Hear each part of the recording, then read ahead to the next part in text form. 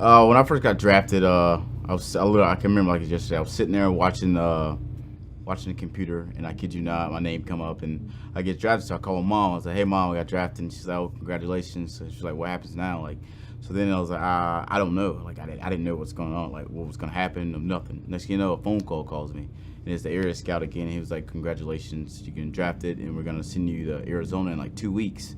And at this time, I was still in college, like playing, like I was still doing school and doing everything I was supposed to be doing. And he said, I was like, 2 weeks. I was like, I'm going to Arizona like by myself.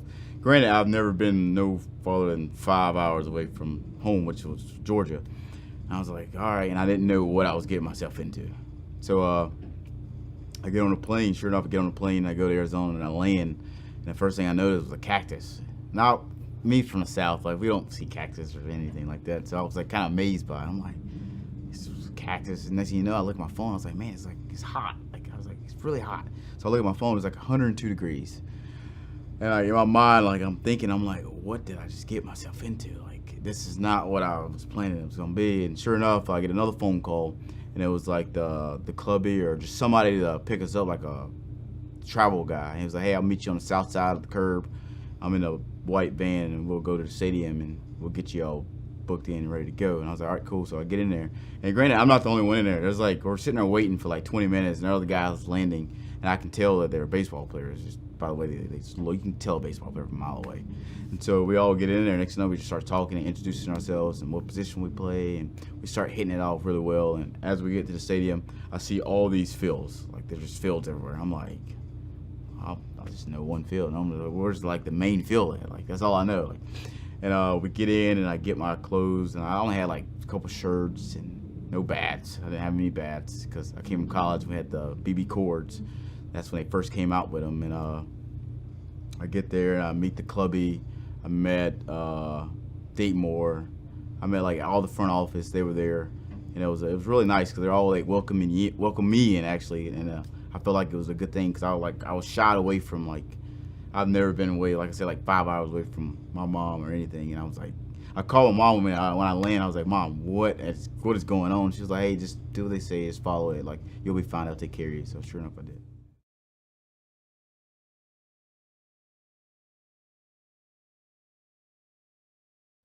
There were a lot of challenges, honestly, that I found down in the minor leagues. First one that I sort of encountered was the sort of the rigorous schedule that you're put through. Whether you're a high school guy, college guy, junior college, whatever, you're used to playing. You know, you in college you might play a weekend series, Friday, Saturday, Sunday, but then you have Monday off all the time. And you probably have Thursday off before the series. So while you may play, you know, again on Tuesday and Wednesday, that's 5 times a week, you're going to have 2 days off always. A lot of times 3 days off. A lot of times you only play 4 times a week. So you have that time to sort of regroup and refresh and think about, you know, your series. You get thrown a pro ball, and it's every day. There's no stopping. Physically, it wasn't a huge adjustment. I felt, you know, everyone's at this stage, you know, in 2019 now where we sit, there's a lot of good physical, you know, guys work out in the off season, guys know, you know, for the most part, nutrition, but the mental grind of it was, it took a little while to get adjusted to, you know, going and maybe having 2 or 3 bad games in a row and not being able to take a day to step back and refresh because you know you're gonna have to play again the next day. That took some getting used to.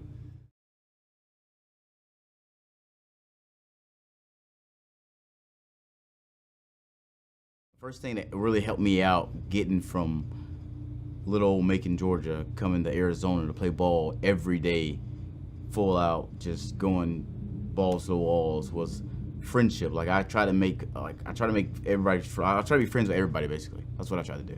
Like I always want to make friends. So I feel like if I knew you had my back and I had your back, we'll be fine no matter what. That's why I just try to make friends. That's the only way that got me through Arizona being 100 and something degrees. And mentally, I was like, I don't know if I can do this. But deep down, I knew my friends, like my teammates, they counted on me. They counted on me that to get the job done. So I feel like if I had their back, they had mine. So that's the only thing that really I got away from it.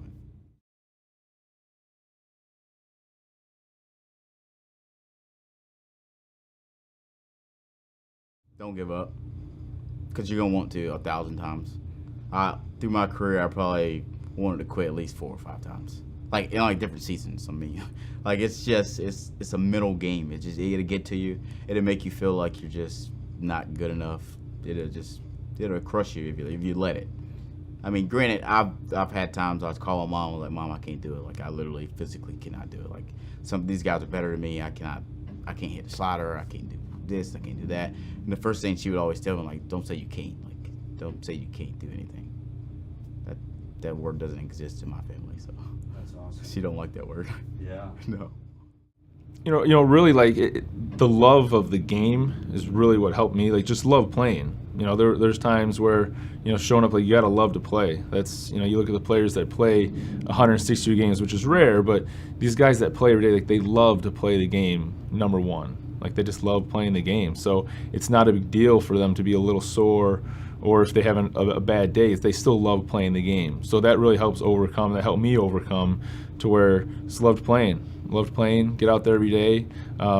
The belief in myself, the journey to make it to the big leagues when I was drafted in the minor leagues, to overcome the tough times, because it really started more or less the middle of my first full season when I got promoted to Wilmington, to where I started going through some struggles and really having to battle through. I was seeing pitching that I'd never faced before, on top of, like I said, the physical toll it took on my body. The first full season I was in a position change. So there was a lot of kind of adversity going on but just believing in myself that I was going to figure it out, continue to work. The work ethic is something that, really helped me. Started when I was all the way through when I was a kid, but really in high school. My football coach in high school really demanded it a lot, and taught me how to work day in, day out. And that kind of translated once I got into college, and then it really helped me into pro ball, to where just constantly working, to continue, not being satisfied with, having 3 hits in a day, wanting the 4th hit, not, being satisfied getting, having a good week. You want to continue to extend it throughout the bad times, continuing to push through and believe that, what, I'm going to get through it, and it'll be okay. It'll turn itself around. So. Your ceiling as a player. Yeah, I think the biggest thing is we get so caught up in our stats, when realistically, yeah, our stats are really important. That's kind of how they judge us. But, like, for instance, I could go 0 for 4, but with 4 quality plate appearances, where I could have hit 4 balls really hard just right at people. Well, I could be really, pissed off about that day and say, well, it made my average go from 300 to 270 or something.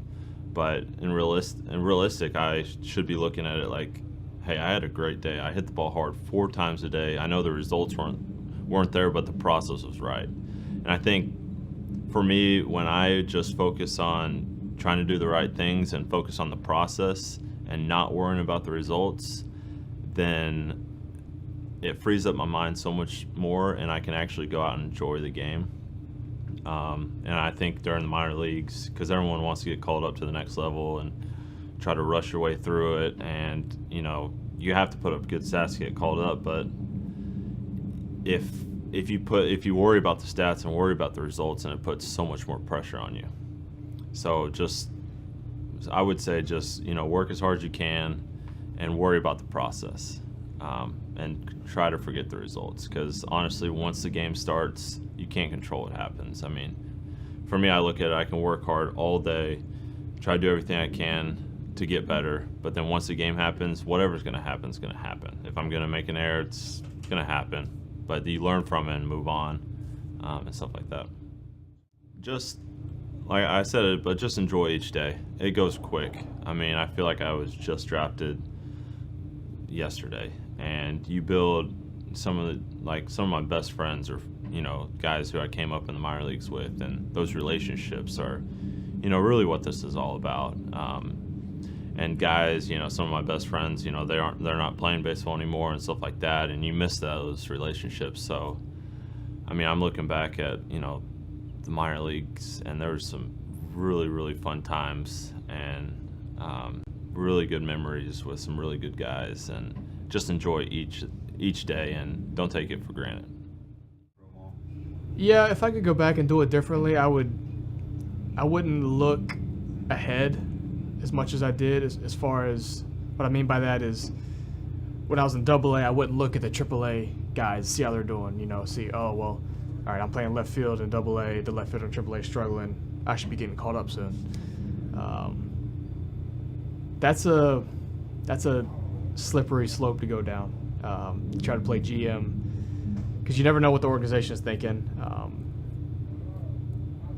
Basically, what I've found is it doesn't really matter what's going on in front of you. There's usually a plan for you, unless a guy gets hurt or something. There's usually a progression regardless of how the guy in front of you is doing. So I found myself doing that a lot when I was in the minor leagues, was almost rooting against a teammate of mine that was ahead of me, because that's where I wanted to be. And it's a bad attitude to have. It'll beat you up. It'll drive you crazy, and it did me for a while. So if I could go back, I would go about that differently. I wouldn't look ahead. I wouldn't look at what guys in front of me were doing. I would just focus on myself, what I was doing good, what I needed to do better, and try to improve that way. That's good. Appreciate you sharing that honesty. Yeah. That's a huge one. Yeah. It's a tough one. And that's a everyone does human it. Struggle. Everyone does it. Everyone. But It's just nature. It's just a natural thing. You're here, but you want to be there. There's a guy that's there, that's got your job. You want that job, so you want to do good, and you want to take his job. And to take his job, he's probably got to do bad. So there's a natural wanting this guy to do bad, when really, if you do well, there's gonna be a spot for you somewhere. They're gonna, if you do well, they're gonna make a spot for you. It doesn't matter if the guy in front of you is doing well or not. If you're doing well, something will open up for you, and that's sort of what I wish I realized back then. It would have saved me a lot of sleepless nights.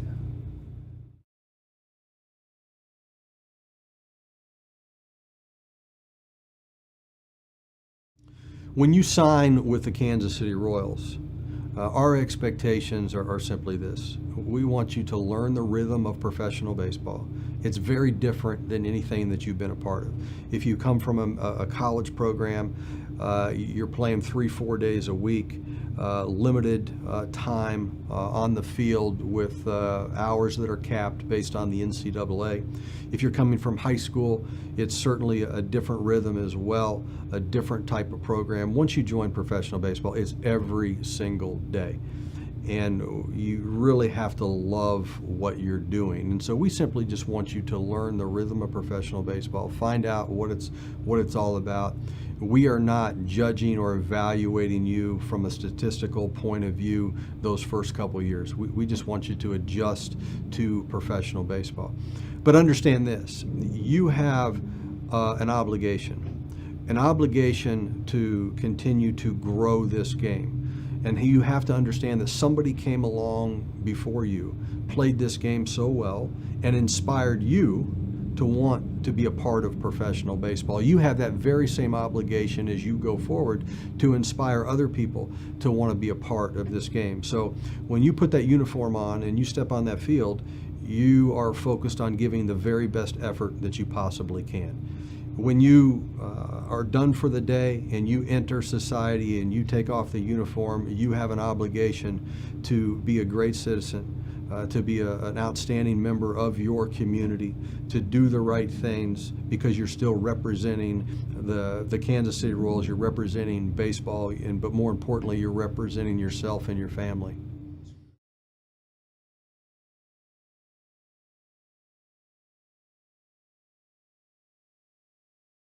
The players that are most successful have a very common ingredient, and that's selflessness. They truly have the ability to put everybody else's needs, wants, desires first, and their own needs, wants, desires second.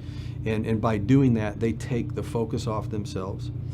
As a player, they show up every single day just to try to do something to help the team win. They're not consumed with their own statistics. their own notoriety, their own clippings, if you will. They're concerned about the team and the greater good of the organization. Those are the players that are most successful. And when they take that role, they'll find that they'll have so many people within that clubhouse, within the organization that are rooting for them because of their selflessness. And so when you're focused on you, and you do go through your struggles and you have your failures and your setbacks, trust me, they cut deeper. It hurts at a much greater level because you're focused on you. And so the players that are most successful are very simple. They're selfless. They love to play baseball. They're not concerned where they play. They're not concerned what level they play. Well, I think you just said something early on. Getting in the way of yourself is a big, I think, is a big hurdle for a lot of players. You've obviously had success doing what you do to get here now, but getting here is one thing, and going on and continuing to get better is another. So doing what you've always done is only going to produce what it's always produced, and you've got to understand that there's so many years of experience that we surround these young players with, and the reason we do that is because those lessons need to be taught. They're not just learned. And too many times young players come in, they've already got it all figured out, and unfortunately for many, they wait until it's too late to ask for help. And I think that's what's different about our guys is they're all passionate about trying to make these young players develop, and really trying to just breed that culture of the combination of winning and development, so that when they get here to Kansas City, they're not just the guy that was really a good player when he came into the organization. Now he's a winning ball player.